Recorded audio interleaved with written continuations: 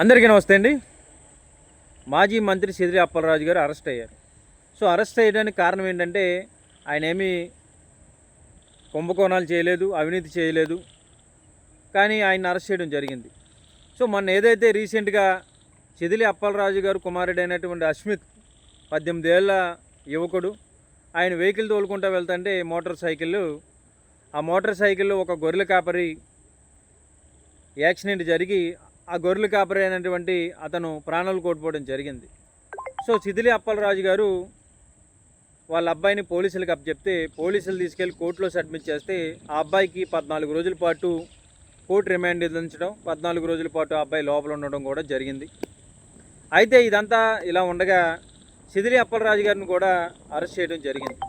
So అదేంటంటే ఏదైతే సిదిలి అప్పలరాజు గారు కుమారుడైనటువంటి అస్మిత్ ఉన్నారో ఆ అస్మిత్ని తప్పించే ప్రయత్నం సిదిలి అప్పలరాజు గారు చేశారని చెప్పేసి సాక్ష్యాలను తారుమారు చేశారనే ఒక నెపంతో ఆయన్ని అరెస్ట్ చేయడం జరిగింది. సో నిజంగా ఏంటంటే ఎక్కడైనా సరే ప్రమాదాలు చెప్పి రావు. యాక్సిడెంట్లు కానివ్వండి, రోడ్ల మీద ఎక్కడైనా సరే అవి యాక్సిడెంట్లుగా జరిగే వాటిని యాక్సిడెంట్లు అంటారు. ఇక్కడ సిదిలి అప్పలరాజు గారు కుమారుడైనటువంటి అస్మిత్ మీద అటెంప్ట్ మర్డర్ కేసు కట్టడం జరిగింది. ఎందుకంటే ఆయన సిదిలి అప్పలరాజు గారు కుమారుడు కనుక. సో అక్కడితో రాకుండా సిదిలి అప్పలరాజు గారిని కూడా అరెస్ట్ చేయడం జరిగింది. అరెస్ట్ చేయడానికి కారణం ఏంటి? సిదిలి అప్పలరాజు గారు కుమారుడైనటువంటి అస్మిత్ని తప్పించబోయారని చెప్పేసి సాక్ష్యాలను తారుమారు చేశారనే విధంతో ఆయన్ని కూడా అరెస్ట్ చేయడం జరిగింది. సో దీనికి ఏంటంటే ఉదాహరణ, ఆయన బాగా మాట్లాడతాడు, మాజీ మంత్రి, ప్రజా సమస్యల మీద ఆయన ఎప్పుడూ పోరాటం చేస్తూ ఉంటాడు. సో అక్కడ శ్రీకాకుళం జిల్లాలో ఒక మంచి నాయకుడిగా, బీసీ నాయకుడిగా ముందుకు వెళ్తూ ఉన్నాడని చెప్పేసి ఆయన్ని ఏదో ఒక విధంగా ఆయన అరెస్ట్ చేయాలి, అక్రమంగా బంధించాలనే ఒక ఉద్దేశంతో ఆయన అరెస్ట్ జరిగినట్టుగా కనపడుతోంది. ఎందుకంటే ఎక్కడైనా సరే యాక్సిడెంట్లు జరిగినప్పుడు ఆ కుటుంబానికి అండగా ఉంటామనో లేకపోతే పోలీస్ స్టేషన్లోనే కొన్ని పరిష్కార మార్గాలు ఆ కుటుంబానికి చేసే విధాలు అనేకమైనటువంటి ఈ సమాజంలో జరుగుతూ ఉంటాయి. ఎందుకంటే యాక్సిడెంట్లు అనేవి ఎవరు కావాలని చేయరు, అనుకోకుండా జరిగే వాటిని యాక్సిడెంట్లు అంటారు.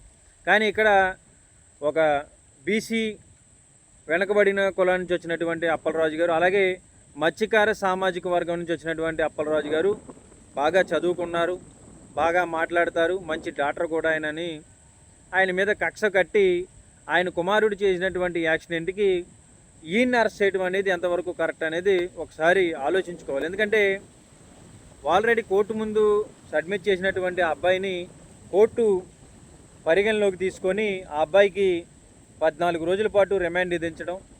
సో అక్కడి నుంచి కేసు ముందుకు సాగుతున్నటువంటి క్రమంలో సిదిలి అప్పలరాజు గారిని కూడా అరెస్ట్ చేశారంటే నిజంగా కక్షపూరితంగానే సిదిలి అప్పలరాజు గారి కేసు అయితే కనిపిస్తూ ఉంది. సో వీళ్ళు చెప్తున్నటువంటి మాట ఏంటి?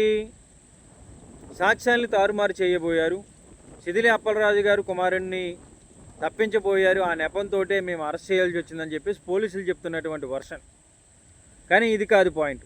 కేవలం ఆయన ప్రజా సమస్యల మీద మాట్లాడుతూ ఉన్నాడు, బీసీ నుంచి ఒక మంచి నాయకుడిగా ఎదుగుతూ ఉన్నాడని చెప్పేసి ఆయన మీద కేవలం కక్ష కట్టి అరెస్ట్ చేసి ఆయన్ని జైల్లో బంధించడం జరిగింది. సో నిజంగా ఇక్కడ సిదిలి అప్పలరాజు గారు కుమారుడు కాకపోయినా ఒక కామన్ మ్యాన్ అయినా సరే, ఒక తెలుగుదేశం పార్టీ నాయకుడు కొడుకైనా సరే ఇది ఇంత వ్యవహారం అనేది ఉండదు. ఎందుకంటే అక్కడికి స్టేషన్ బెయిల్ ఇచ్చి పంపించడం, లేదా ఏదో రాజీ కుదిర్చే ప్రయత్నం చేయడం ఇదంతా కూడా జరుగుతుంది. కానీ ఇక్కడ సిదిలి అప్పలరాజు గారిని వాళ్ళ అబ్బాయిని అడ్డుపెట్టి ఆయన మీద కూడా కక్ష తీర్చుకోవాలనే ఒక కక్షపూరితంగానే ఇది కనపడుతుంది, కానీ ఇంకోటి కాదు.